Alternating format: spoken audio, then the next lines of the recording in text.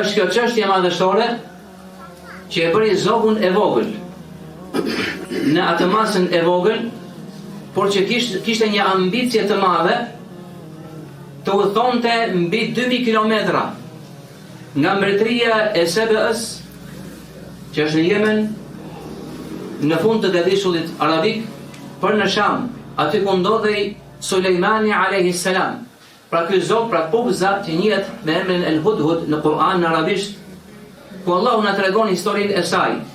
Allahu thot, pra Pubza kishte parë mbretëreshën Belqisen në mbretërinë e saj në Sebe, në Yemen, ishte ajo mbretëresha e popullit dhe thot që ishte dhënë asaj gjithçka, pra gjithçka e mirë, çdo lloj pasurie. Dhe kishte një fron madhështor. E gjeta atë dhe popullin e saj t'i bëjnë sejdë diellit dhe jo Allahut. Shejtani u zhvoguroi punën atyre veprat. I shmangu nga rruga e drejtë. Dhe ata ishin të paudhëzuar. Se nuk i bëjnë thot sejdë Allahut, i cili e nxjerr farën nga toka. Pra, kjo kafsh e vogël, dhe këtu njeriu me të drejtë i bën vetes së vet pyetjen: a është ky zog kaq i vogël më xheloz se sa njerëzit për tauhidin Allahut të lartësuar?